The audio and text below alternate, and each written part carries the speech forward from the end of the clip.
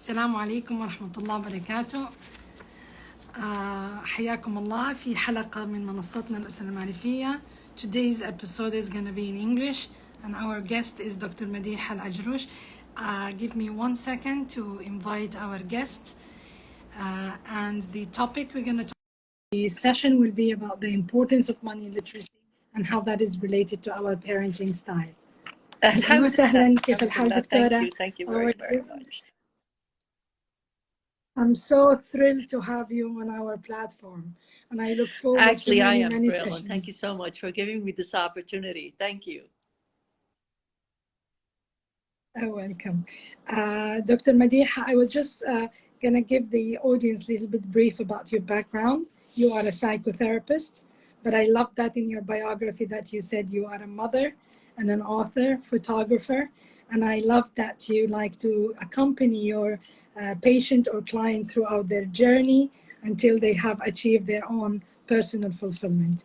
And I look forward to connecting you with a lot of the audience that we have here on the platform, which actually follow us for that purpose in specific. So the topic of money literacy, I read your article on your website, and I was fascinated that you started the article saying that in a world today where we live in a materialistic or worldly world, consumerism, it is essential for us to teach our children the essentials of money. So please do explain to us what you meant by money literacy. We live in a world that is very self-centered and enormous abundancy. يعني more than what we need, much more than when we need. And then children don't even touch money. They don't even know what money is about. You know, some of the time we deal with money, hatta as adults, you know, abstract. It's all abstract, you know, with cards and now STC Pay and Apple, you know, you don't even see money. And I've noticed a lot of families don't even expose their children on issues of money. But money is so complicated. We need money to survive. We need money. That's why we go to work. Hopefully we go to work for money and also for the passion of what we do. But we don't, and with money literacy, it would be a crime, a true crime, if we do not teach our children how to deal with money. Then when they grow up, we tell them, oh, well, you're really spoiled. You don't know how to manage money. Either they become too much holding on to money or too much not managing money. And it all comes from childhood. When we teach them money literacy, not are we only teaching them how to save money, how to spend money, how to manage money. We're teaching them a lot about management, responsibility, accountability, and management, emotional management. Yeah. If you can't afford this, so what are you going to do? Also charity. You have to think of others. This whole world is not only about. And I think in today's world, as you said, the money concept is becoming more of abstract. Like we pay everything with 2 clicks of a button on our mobile, so we don't actually hold the money. So you feel like we are more distancing ourselves from the idea that I'm managing something, I'm spending from something. But that comes with the children. I feel like they are attached that whether my parents love me enough to provide me with my family, as if we mistakenly attach the concept of love to the provision of materialistic PlayStation, gadgets, mobile. So they don't really understand that love is not attached to money, and they grow up not dealing with money until they receive their first paycheck. Right, but I think the issue is not the children. It's the parents that do it. You know, definitely, if you do this, I'll get you that. So a good child equates money, equates buying, equates abundancy. So what do you do with abundancy? You walk into a child's playroom and it's full of toys of the same thing. You go in and you find the same thing over and over, maybe 5, 6 of the same truck, the same doll, you know. So what do you do with that? How do you deal with that? How do you teach your children not to go into abundancy? You know, it's really very complicated. If you just give me the space to explain how to deal with an example of abundancy, okay? How you deal is you go in, for example, and you say, okay, you want one more truck, for example. You want to buy one more truck. And he says, yes. And says, well, okay, in order for you to buy one more game or one more whatever, you got to get rid of the abundancy you have. So what you do is you take the 3 trucks you have or the 2 trucks you have, and then you only take one and you give that to charity. So you need to teach your children how to give to others. You know, we are not the center of the world. There's a lot of people who are in great needs, you know. So you go and you actually choose for every time he buys a gift, or every time he buys a toy, he needs to look at the abundance he has and to give that to charity. So what you're saying is that managing money is not an adult learning sphere. It starts in childhood. We have to train them how to do it since they're children, but in a simpler format that is more relatable to their own age. That's one important thing. The other thing is to teach children money management. It's not that simple. It's because we learn how to manage money from our parents. So let's say our parents was really overspending left and right, and the other parent doesn't spend, and it doesn't make any sense on how they spend, or it doesn't make any sense how they save. Guess what? You as an adult would react the same way. You take a little bit from your mom, a little bit from your dad. Guess what? The children would see how you spend money, and they're going to spend it the same way they do. And the cycle continues. Because you are, the parent is the greatest role model. So if you're spending money and you're saying you got to save money, but you're not saving money as a parent, then the child is going to learn exactly what he sees you spend on money. A good example of this is luxury items. What do we do with luxury items? Okay. Now, maybe we like our luxury items. Maybe you like your iPhone that is, you know, iPhone what, 12, 13, whatever it is right now. Maybe you like that, you know. So what you could say is, okay, I mean, this is a luxury item or an expensive item. But you teach your children you're able to buy a luxury item, but you have to buy it for a reason, not to show off. So if you buy iPhone 11 or 12, it's because the features in the iPhones that you will be using, not because it's going to give you a status symbol. If you like to take your Porsche, or if you like to,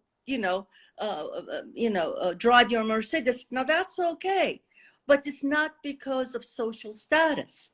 And that's what you teach your children. It's because you like the quality of that particular car and what it has offered to you. You see?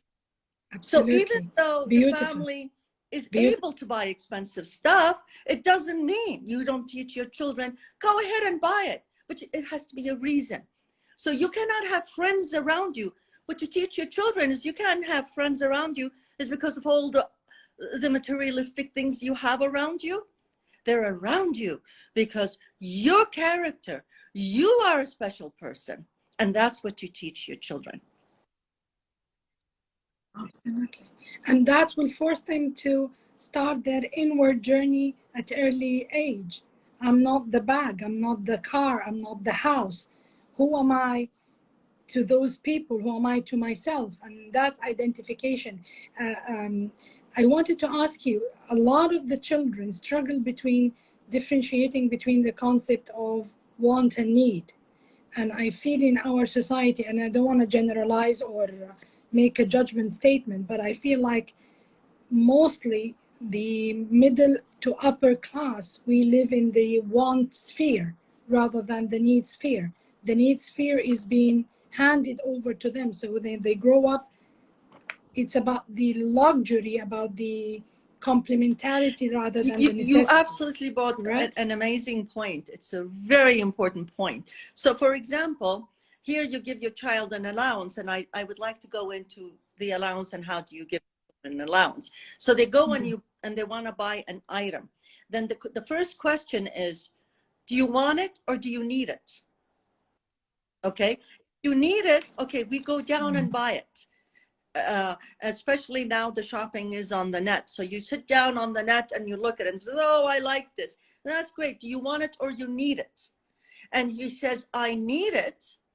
Then you buy it based on the allowance. I'm going to come back again. And how do you deal with the allowance and what do you do? But if you want it, you still could have it. But does your allowance allow you to have it? Here comes the money management. And want it, you want to save up to it. For example, I want to have I don't like my PlayStation, but I want to have a different PlayStation. Well, that's fine. So you're going to give charity to that PlayStation that you have, and then I as a parent will give you 50% of what that PlayStation is, and then you have to save up the other 50%. The child learns a sense of responsibility, self-management, no impulsiveness, waiting for what they want, save any on top of the other, and then the importance of charity. Now, the importance of charity is not because wallahi kullina عيال halal and we want to set up, give money to others. No, our children will benefit enormously from charity. Number one, it's in Saudi Arabia, 80% of 80% of business is family owned. So if you have a family owned and you want your children to inherit this business and to run this business, how are they going to do it? How? Unless you start at early age and teaching them the best way how. is philanthropy. How do you do that? You choose a charity of your choice. You teach them how to choose the charity, how to follow up what they donated, and to whom did they donate it, and the place they've donated to, send them a letter and say thank you. Now that's business right there. Right there it teaches them how to manage, how to give, how to expect, how to write a letter to the charity. يعني يمكن الcharity is not so sophisticated, but it's okay. You demand that from the child. So what you're doing is you're sharpening their senses in carrying the family legacy, the family business, and then they know how to run the business. Now we want our children to learn how to run the family business out of a vacuum. Absolutely. And I'm gonna share with you a personal story of mine. The first time ever I stood for the responsibility to pay my bills when I was 30 years old, and I was overwhelmed with it. Wow, do I have to pay electricity bill? Oh, I'm responsible now about my mobile. Yeah. It was 30 years old, and I think, but that time the muscle to manage money was so weak because I never exercised it. And I tried now to really emphasize on the importance of money literacy, because you can save up a lot of wasted moment, wasted money, wasted experience, and the life skills that it attached to it. You have listed already more than 8 life skills that comes with only just teaching kids the essentials of it. I noticed, Dr. Madeha, that you said attachment is related to money management, and I am fascinated with the world of attachment, but I don't think the audience, the word attachment is a familiar vocabulary. So if we can decipher it a little bit for them before we go to the relation to money. Well, let's figure out what attachment is, and let's figure out what is a healthy attachment before we go into sort of an unhealthy attachment. Okay. When we develop attachment with our children, what happens is they develop a sense of trust. You know, I'm attached to mommy, I'm attached to daddy, and I trust that they will be there for me when then something happens to me. Attachment, if you have a healthy attachment with your child, meaning that they trust you're there, they'll also have a better relationship with other people. So okay. So the stronger the relationship with the parents, it gives us the greater foundation the way to you others. are And this is connected attachment. to your parents is the same way you're connected to people in the business world, friends, and so on. And then it teaches you how to interact with people, teaches you how to talk with people, because parents are the first people that you connect with, you love with, and you feel you have a sense of worth from your mother, from your father. They give you a sense of worth. Now, if they don't give you a sense of worth, you're going to go out there looking for a sense of worth from other people. But if you give them a sense of worth, then they would say, I am worthy enough to be who I am. And I'm worthy enough to be cared for, you know. I'm worthy enough to receive. Emotions now. And then the child develops to be attuned to other people, attuned to feelings. They learn how to identify their own emotions so they could see, oh, now I'm feeling this and that. Now I'm feeling angry. Now I'm feeling sad. Now I do not want you to do this and that to me. And they learn how to manage their own feelings. Now, because they felt the sense of a safe space to express. Yes. Now, how is all of that connected to money? Now, they're able to manage their own feeling. They're able to manage to say no to themselves when they can't afford buying something, or they have an abundancy and they said, no, I will wait, because they learn how to manage their own feelings, and that's how the two are connected. So if children are feeling a sense of security in their own body, you see, in their own sense of self, in the relationship, then what that taught them, an inner sense of management, of understanding themselves. They've also developed a vocabulary to express themselves, because the world is safe, Alagolik. You know, the world is safe. But I think it's still a complex concept. Can we simplify it with an example? Like, for example, I grow up as a child having both parents loving, supporting. I was able to express all colors of emotions. Then how that translates into money management. Okay. With an example. So here's a child who goes into a supermarket and wants to buy something, and the mother says, no, you cannot buy it. So the child does not trust his mother, because the mother was not consistent. The mother's not trustworthy. The mother doesn't see the child's needs. So the child falls on the ground, you know, and have the tantrum. So, okay. So the mother, how she reacts to the child is also very important, you know.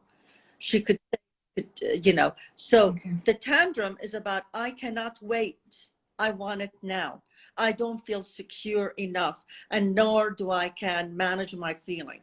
But if coming from a secure base, he would say, the mom would say, okay, now you've got to earn it from your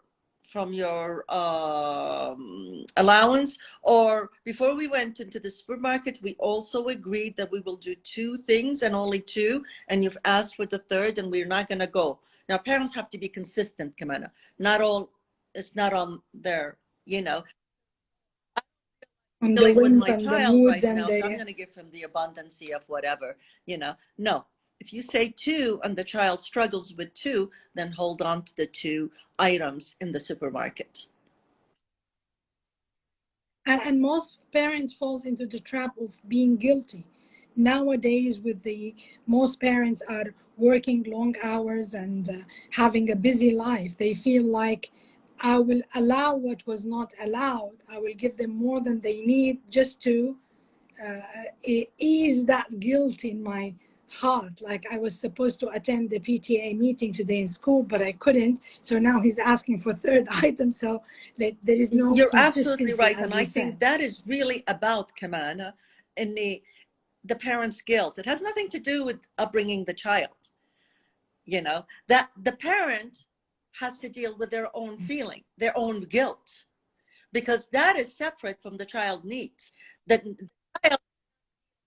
So I have to be consciously separating between what's happening within my feeling and what is the system that, or the routine that the child is right. being accustomed to. Right. Okay. And if the child was feeling safe, how would he react if I said no third if item? you're continuously consistent and don't give in, and I'm talking about every aspect of his life, then he knows what you say is true. But if you are not consistent, he's gonna scream out loud and make you feel miserable, because kids are very good in doing that. They're gonna make you so miserable that at the end you say, okay, it's much easier to buy the third item. So consistency as we raise children is so important. And we as a parent, we don't see that giving in that moment has a long-term consequences on the child. We feel like this is just a one-off incident, and me giving in has no impact. But as you said, explained in the Yes. beginning, it has an enormous amount of impact. Actually, it's not just a time period, but it is a lifetime impact. Okay, so that child will carry that impact with him. How that will translate to the child when they reach adulthood and they're managing their money. So I buy what I need. Yeah, great. Shopaholic. I mean, great question. Actually, there's no sense of management. I want it, I'll get it. Khalas. Where's the teaching? So there's no inner sense of management, self-management.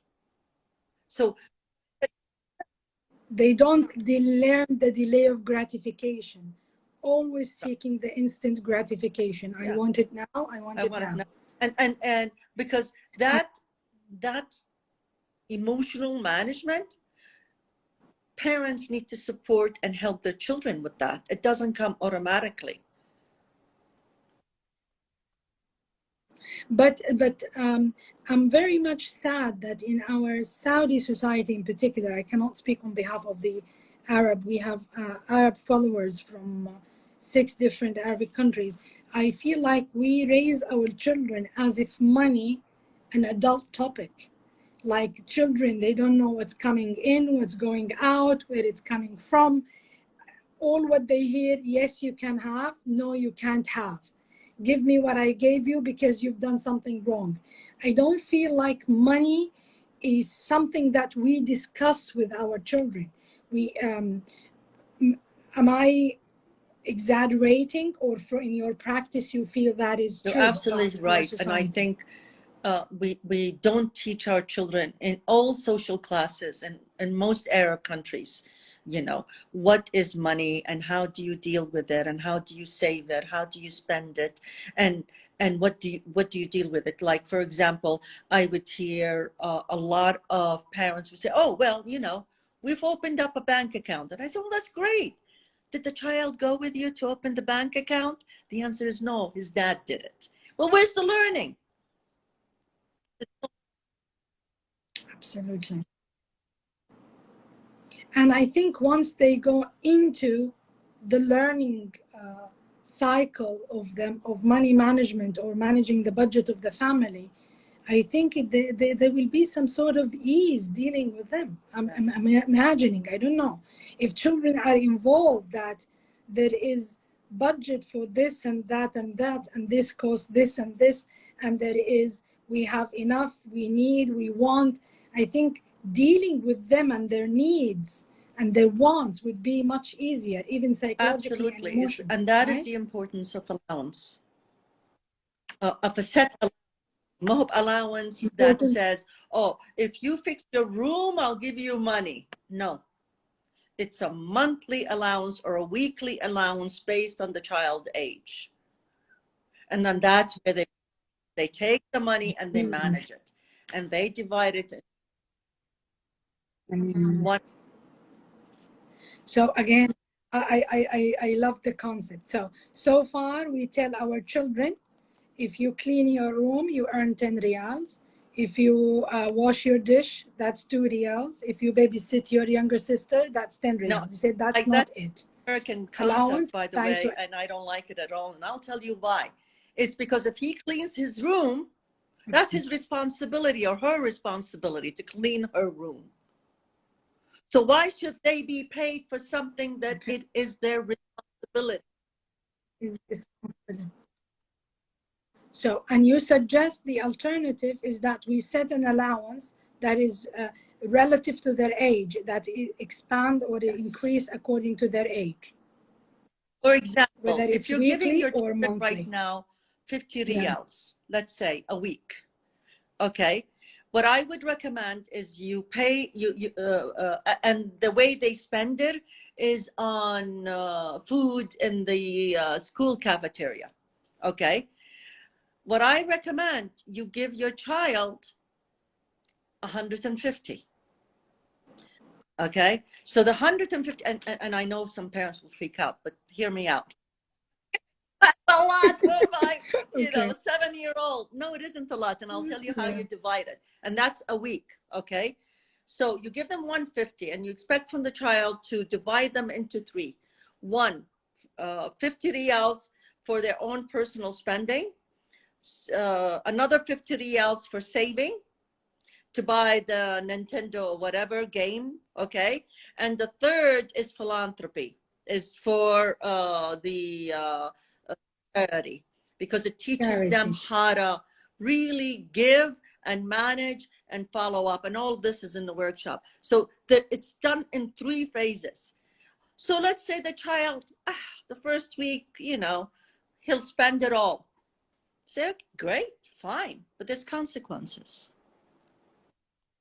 So I'm not going to buy you anything, but I'm hungry and I can't even drink. Oh, that's fine. It was your choice. That was your choice. You spend 150 just like that. You've got nothing now. And if he wants to buy this game or toy, well, you're supposed to be saving. It's a great way of teaching them consequences. Great way. Yeah.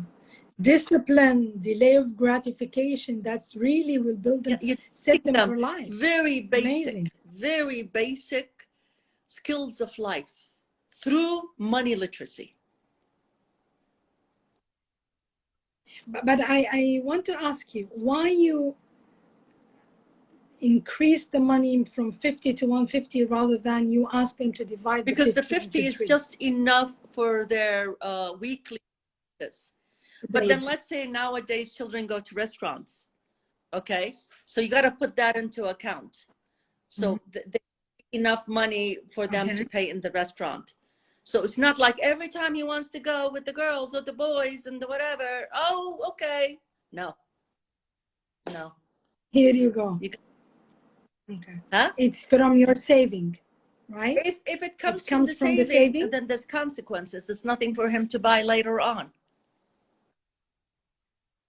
And you want So can we say 150 allowance, but then there is certain budget for restaurant and going out? I'm just giving a hypothetical. Each family is different. But the whole idea is teach them the consequences. If you don't say, there's consequences. Beautiful, yeah. Beautiful, beautiful. Type and the third talking point in your workshop, money literacy, was about value, about the money literacy and value. So if you can just give us a brief, because I genuinely would love our audience to tap into your website and really enroll in that workshop and give us a feedback that I wish it's available in Arabic. Most of our audience is in Arabic, so maybe we can collaborate together in providing it in Arabic, Dr. Madeha, because I think that's the majority of the society that really needs that topic. So moving into the values. The values, it's something that we don't teach our children. It's not verbalized. Okay, even the culture, you know, our whole entire life is based on values, but we don't talk about it. We don't discuss it. We don't transfer it to our children. Our children learn values based on how we do things.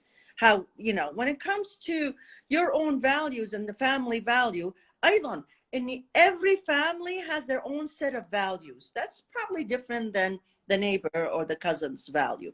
So I would recommend that every family would sit down every Friday or Saturday, you know, the day of the week, and decide what is the family value. Okay. For example, family value would be eating healthy. Okay. So therefore you put it down and then you come back and you ask the family value and says, well, you know what did you do, Dad? And he says, you know what? I went to a restaurant and I ate salad. And Mom says, I went and I spent my money fixing my teeth because my teeth was not doing well. And then you ask the children, what did they do? You know, with values, the children have to also learn how to contribute. And you put it in the living room where the family actually sits down and you read the values. And then what did you all do for that week?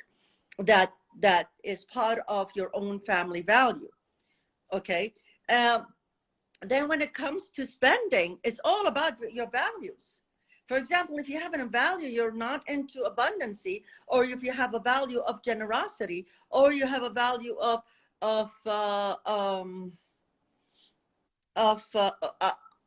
even health, you know, then that will be interpreted as we spend in restaurants, as we spend money on things. So if we understand our values, and you know, with parents, we like to show ourselves are like perfect people with our children. But do you think children don't know? They know. They know. They know what's behind the mask, mask. and we belittle them because children are actually 75% in tune to the mom and dad, while parents who are highly in tune are only 30%. What a big drastic. So we think our children don't know, but they know everything. So when you tell them one thing and you do another, and your child does exactly what you do, and we blame them, how can we? Absolutely. Or the least we're gonna teach them hypocrisy. We're gonna teach them double standard. We can teach them that you can say and this something is something and what do the Arab other. world really does very well, the hypocrisy. You know, we live double standard, and something about the culture okays it, you know, really not okay. Yeah, absolutely. Absolutely. And I wanted to ask you about family going through financial difficulties. And as you said, our children are really tuned to what is happening. But the parent, out of love, out of fearing of breaking the children's heart, you find them concealing the financial status of the family or the financial difficulties that they go. Do you think it's against the value learn it what you call it in the house, or do you think parents are allowed to go through that difficulty discreetly to save the children? I like your question because it's a real life question. It's a real issue, you know. So this is how money becomes important on everything we talked about. So the family is going through a financial crisis, and we try to protect our children from knowing that. Now, if the children have a secure relationship with the parents, they're not going to feel insecure because the family doesn't have enough funds. They know that they could eat bread and butter and they still are connected to their parents, because that is what's more important. you know, and then the children will cooperate with the family and say, okay, now the family has this much money and we can't buy a car, but we could buy a bicycle, for example, you know. So, and the children all join in, and there's a family budget and a family discussion over that, and with great pride, and it's okay. But it comes from a yeah. And they will learn how we manage yes. this difficult time by turning off the Yes. electricity more often, less of those luxury items, no takeaway for a month. So we show them that we can go through these situations. So you think you still give them an allowance. It's much lower maybe, but that continues. You do not use the allowance to punish your children, by the way. If they were bad, you do not stop them. You do not stop. The allowance continues. Okay. Because it's not a tool for punishment. Because then their relationship with money becomes, this is a reward and punishment. Beautiful. Beautiful. So allowance is a child right. Allowance is a great way to teach the child how to manage. So we cannot really shift later on and be inconsistent, say now I can punish you with them, it. and you don't pay them for household chores. No, you know, if you need to clean your room, that's your job. And if we don't have someone to help us in the kitchen, come and help us in the kitchen. This is a family. This is a one unit. This is how we cooperate and work together. Okay. And the value thing, the way I understood it, maybe this is when I was reading the what you call it, the different aspect of the workshop that you give, I felt like values is what do you value more in life when it comes to, for example, practicality versus luxury, need versus want, status versus functionality, because it was related to money. So for why I'm asking you this, one time I met a friend of mine. She's mashallah from a very wealthy family, billionaire, and we're going to London, Jeddah to London, and I booked my seats business class, and I knew she was going to be with me on the plane. So I was looking for her. I went first class. I couldn't find her. Business class. I couldn't find her. Then I found her in economy. So I said, I looked for you in first. And she said, I don't need to travel first or business. I'm very much comfortable in economy. She chose what is comfortable to her. She's not stingy. She's not thrifty. But the airplane, a different level does not reflect on because I'm rich, I need to sit in certain class in the airplane. And to be honest with you, that was a learning lesson for me.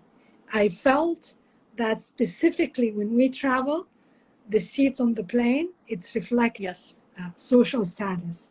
And that moment I said, like, no, I need to do inventory about myself, that do we do things because it brings functionality? Social status is a big one, you know, because there's a lot of benefit with status. Let's just be realistic, you know, because if you have a social status, a lot of doors open up for you, you know. They do. I mean, this is pure economy, you know. So it has value, but is how do you value yourself? Is it within the social status, or you are worthy enough with money or without money to be who you are? Social status, okay, we need to live in a particular hotel because our business companion, we cannot go under. That is a social status. We need to drive a certain car because that's going to bring in more business to the family, you know. Or so social status doesn't define me, but I can utilize it to gain something to my own benefit. It's used that way, and that is where attachment comes in again. If I have so now it's a high level of sense of worth, It's not about my clothes, even though if I wear expensive clothes. It's not about my car. It's not about the house I live in. I will develop a sense of dignity, and I will carry myself with that sense of dignity. Absolutely. Okay. And what age do you recommend that we start talking about money literacy? Actually, in the with our workshop, I children? said 4, but you could go as young as 3. And I'll tell you why. It's because 3 years old, they tend to have language. So with 3 years old, do not tell them about money in an abstract form. You give them 15 riyals, for example, and you give them 15 riyals in cash, and then the children would put it in 3 different jars, and then they write it. This jar is to save, and they could see the money because it's not abstract. And this jar is to spend, and they could see the spend, and they could see the money. And this jar for charity. Now, when they're 3, 4, or even 7 and 8, you know, you help them to look for the charity. And at that age, maybe they like animal shelter, and they would choose an animal shelter, and they would say, I want to pay for this cat that has the eye disease, you know, so it's very specific. This cat that has the eye disease, and I want to pay to contribute to the healing of this cat, for example. Okay, so the child comes back again and follow up. This cat is healed or not, and following up is great. It's a must. For example, with older children, you pay money for laji'in, you know, the Syrian laji'in. So yeah, so you pay whatever, yes. Okay, and you're paying them for education reasons, okay? And you're paying one child, you follow that up, and the parents will help the child follow up the case. Follow up where your money actually went. Where did it go? How was it spent? Did it spend where the charity said that they will spend it? Very important even for point, adults. even for adults. That teaches you how to manage your own business when you grow up. Follow up. If you have a business, what do you do most of the time? You follow up. 50% of business is following up, you know, and making a decision. And at what age the allowance I would recommend start? 3, when the child has a language. Okay, so it's attached to the language development. Able to express. You can't do it at 2. I mean, some people would say at 2, but I tend to want to be reasonable, you know, but then they have to see it. And at 7, maybe they don't need the glass jar. They need an envelope. And then at 12, they need, or 9, they need the bank account. But make sure you go with the child in the bank account. How do you open a bank account? How do you decide which bank? And why did you choose this bank over this bank? Be with the child. Can you imagine how a parent could be so involved in a child's life and then create questions? Yes. With teenagers, however, we Arabs are really good in giving advices. I know. And if we're that good in giving advices, why aren't we living that good of a life? You know, so beware of advices in children. Do not give advices. Give questions. Ask. Wonder. Let the child come out. Invest time with your child. So with a teenager, if you give him an advice, go from here and out from here. Yeah. Out of them there, yes. Absolutely. طيب, Dr. Madeha, I understand the 3 division of the child allowance, but how the child learn what is the basic necessities or the basic needs from the luxury if the child is only spending the allowance on buying food from the cafeteria or do you sweet need it? I want to buy? and you would say, okay, I need a car, and it's a luxury. Okay, and your family is able to afford the luxury. Fine. What is it about the car that's going to serve you? So it's not because I'm showing it off. Women, okay, with bags. Okay, so it rings a bell, right? We love. I know that. But then if I'm going to buy this very expensive bag, is it because it's going to define what I am worth within my community, within my society? Or is it because I love the workmanship of the bag? I think the quality of the leather, every time I touch the bag, it means something. I'm not against luxury.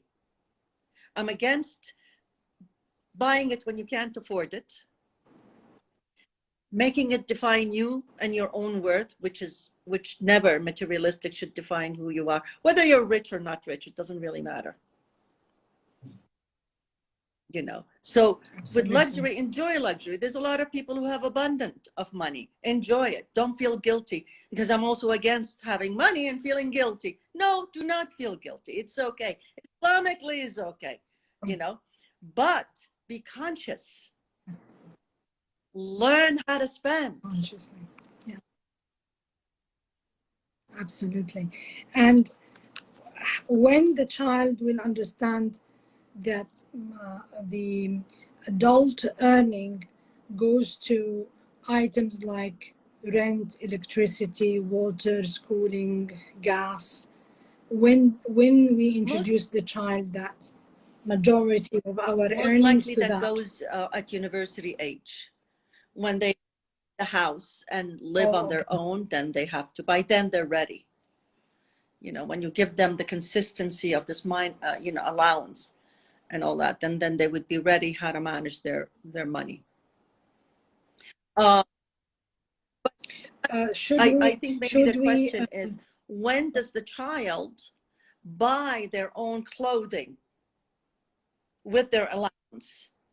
So the allowance, when they are older, even age 12, for example, age 10, let them buy their toothpaste, part of the allowance. Let them buy their personal item, because they need to be independent. And then when they grow a little older, let them buy the pajamas. And you may say, well, my child will never do that if I don't buy him anything, you know. And I said, okay, you know, you could point it out and says, you know, you need the pajama and you have to buy it from your own allowance. And if he says, no, I don't want to, stay. Yeah, let the pajama tear off. It's okay. Okay. That's where the learning is. Got it.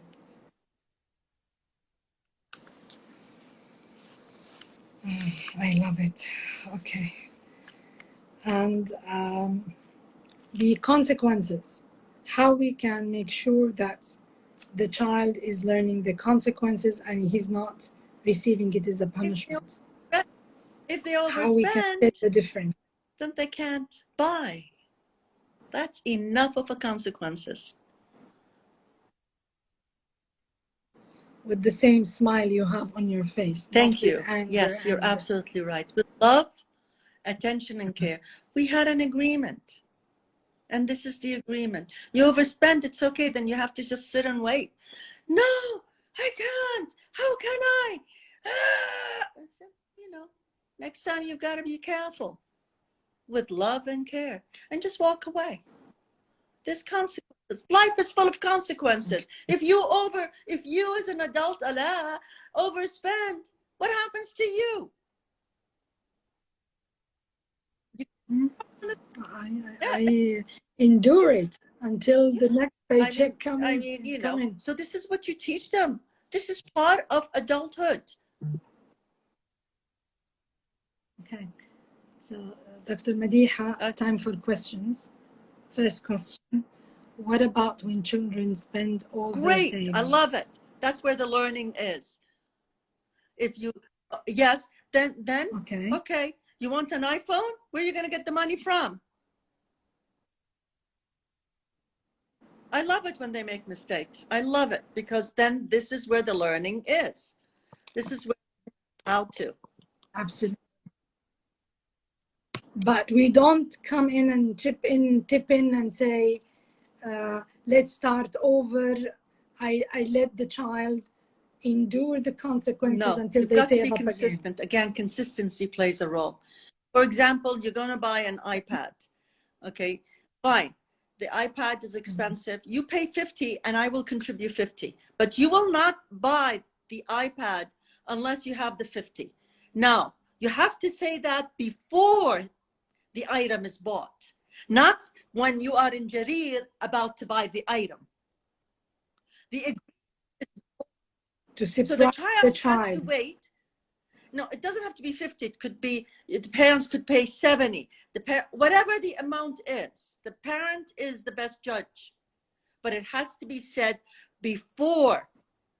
So the child.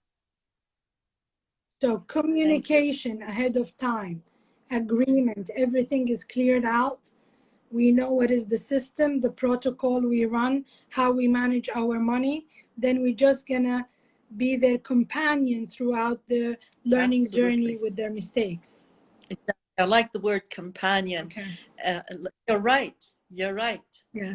You become a companion as they walk through their life journey as young as age 3. Okay. And when children grow up not wanting to share and you feel like they hold on tied to money, is that a sign that there is a problem in their attachment with their parents? Actually, it's how the parent is spending. Because if the parent is holding or overspending, then there's a reaction. If the mother is holding or the father is holding on money, then the reaction is the same as the parent, or there's an opposite reaction, overspending. So it's usually one of the two. So being in the middle ground is what's healthy. You don't want them to be one of the two. Okay, I got it. Okay, let me see if there is. And Dr. Madeha, tell us about the online workshop. I see it's a self-taught one. Yeah, because I talk about all of these complexity in a very simple way, and then go into details on how to.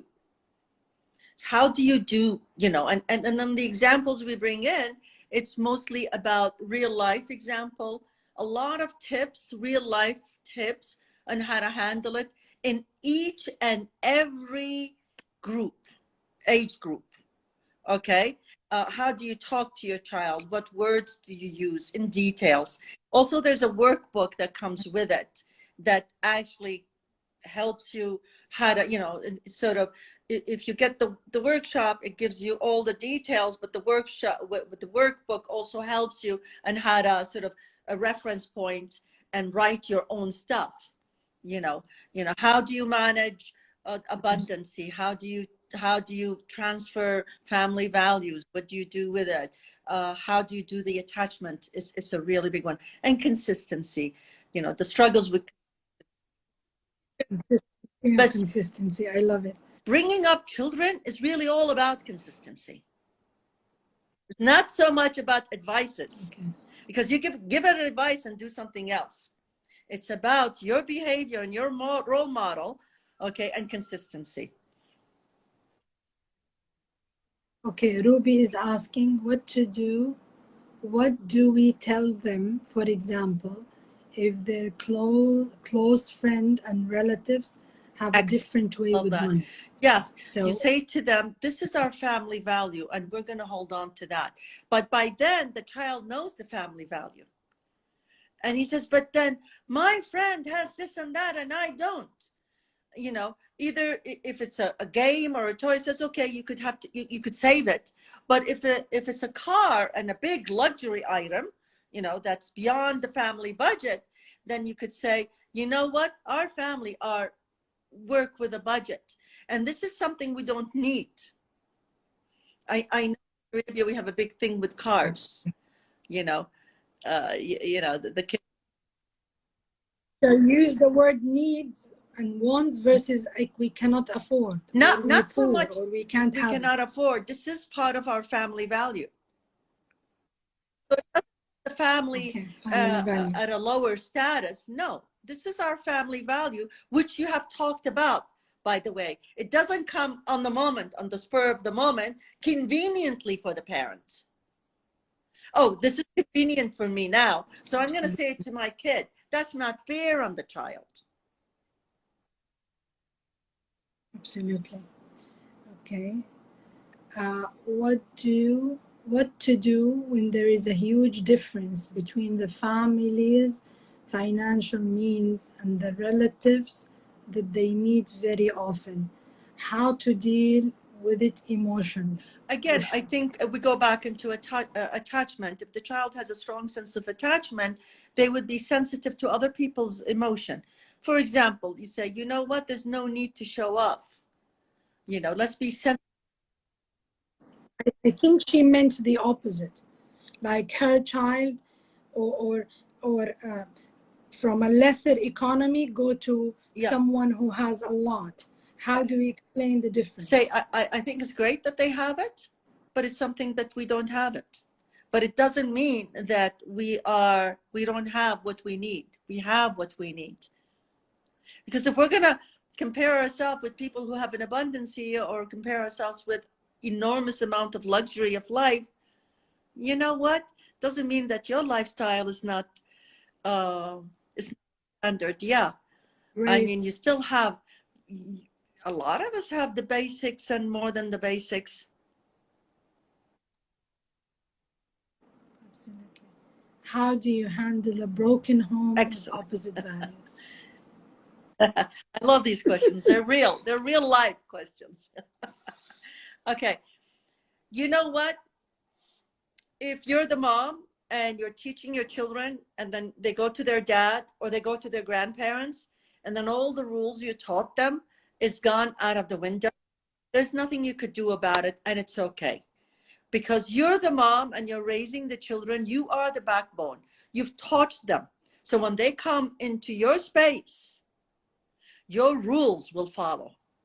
So at the end, so I be consistent within my realm. Don't expect it.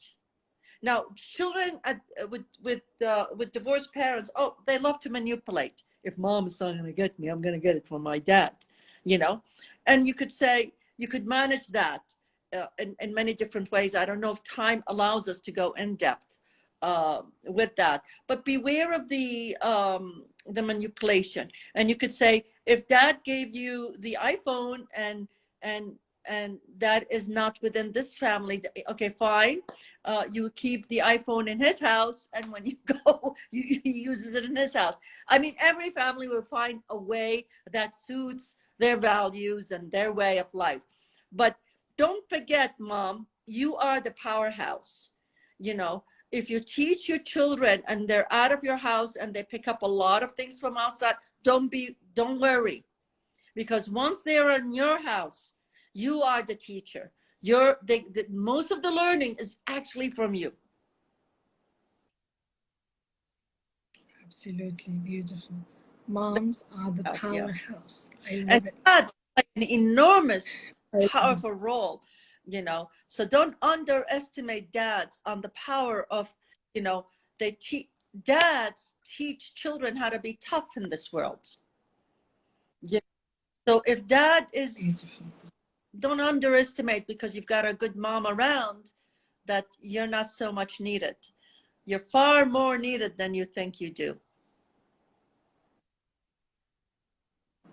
So dad teach them to be tough? Notice when they touch the children, it's more tough, you know, even with girls, you know, you want them to be a bit tougher, and they teach them a lot of things, you know, you do this and you talk this, and you know, it's usually the dads that teach children how to drive and you know, the outside world, you know, and children need that. They need that time. Beautiful. Fathers are absent, you know, children get affected, especially boys. And with girls, the father, he's the first man in her life.